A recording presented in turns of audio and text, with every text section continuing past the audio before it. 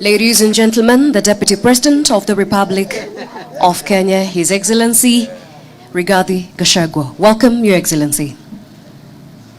Thank you very much. The good people from the further state, Karibuni hapa. We have had a long meeting about the situation in the country, the rains, the floods, the displacements, and the confusions surrounding the whole space. Whether there is El Nino or not, whether there is above rain or not, and the whole of that. Maybe before I make the statement on behalf of the team that we have met, with us here, cabinet secretaries, principal secretaries, development partners, humanitarian agencies, and everybody concerned in this space of emergency response. Before I make the statement, I want to call the Director of Meteorological Department to tell the country what it is, so that then from there we can be able to proceed. Where is the Director?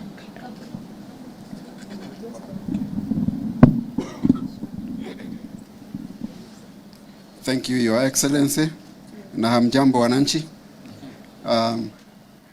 I want to point out that as initially given in the forecast, we have El Nino in this short rain season 2023, and we do apologize for the lack of communication or miscommunication, because that was a big mistake, but we are sorry about that. And moving forward, let's prepare ourselves for the enhanced rainfall as a result of the El Nino phenomenon that we are in at this time.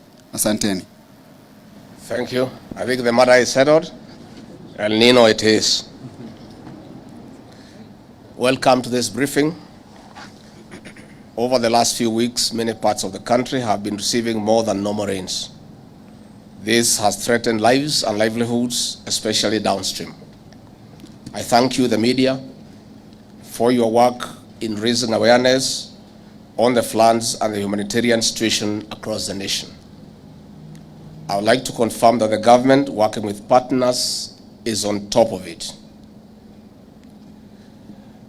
More than 19 counties in ASAL and non-ASAL areas have been adversely affected by the continuing heavy rains. 2 sections of roads have been cut off in counties such as Wajir, Isiolo, Mandera, Marsabit, Tana River, Garissa, among others. This has reduced access via land. 3 families have been displaced, especially in northern Kenya and downstream in areas like the county of Tana River. 4 efforts are ongoing on documentation of missing persons, livestock lost, and the crops destroyed to the enhanced rains. We'll be making this data public once confirmed. 5, we face the risk of rivers breaking their banks, and in this regard, we ask our people to be on the lookout. Through the National Emergency Response Committee that I chair, the government and other partners have taken a raft of measures to reduce the negative impact of the rains, including 1, deployment of aircrafts by the Kenya Defence Forces for evacuation of marooned families to safe grounds. As we speak, we are delivering KCSC examinations to areas disconnected due to damaged roads. In working with our development partners, counties, and other key agencies, we are distributing food, maize, rice, beans, and cooking oil, and non-food items to tens of families affected to reduce their suffering.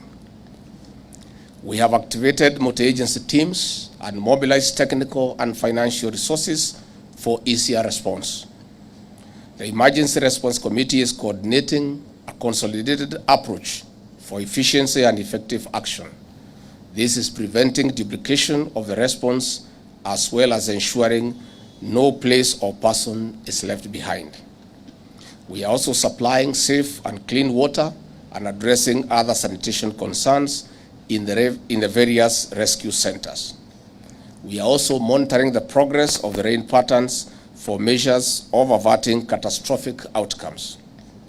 The Ministries of Health and Agriculture are also on the ground monitoring the situation to prevent possible outbreak of diseases, including animal diseases.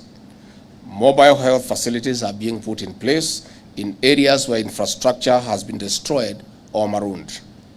The Kenya Defence Forces is running an operation center at the Kenya Defence Forces headquarters. The Ministry of Interior and National Administration is providing security response round the clock and assisting in monitoring the situation and updating all the other agencies in real time. The Ministry of Roads and Transport is undertaking emergency repair and rehabilitation of roads to improve access. We are also unclogging waterways and other drainage systems. With weather projections pointing to a possible prolonged rains up to the first quarter of 2024, we are keen on sharing safety messaging, especially sensitizing of communities living in lowlands and landslide-prone areas to evacuate to safer grounds. We are also sharing distress call numbers to the public to ensure that people can report and ask for swift assistance in case of emergencies. On this note, we'll call upon you, the good people of our media, to work with us in raising awareness on the threats and risks to avert loss of lives and livelihoods. Again, we appeal to our development partners for enhanced financial and logistical support. 2, we also appeal to the private sector to complement the government's interventions by setting aside and dedicating more resources. On the other hand, we take this opportunity to request the county governments to reallocate resources to mitigate this emergency. I would like to call upon humanitarian organizations, counties and our development partners, and other stakeholders and communities to continue working as a team to prevent escalation of the humanitarian situation. I take this opportunity to assure the nation that all necessary resources will be deployed to ensure their safety, security, and comfort for our people and their property. I thank you. Iko swali? You are satisfied? Thank you very much. Thank you very much. Your Excellency, just one moment for our group photo as the sound team takes the mic. There's one person.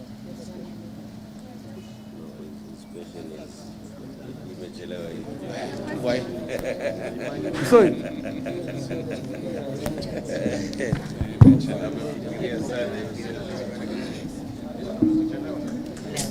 Let's move forward, please.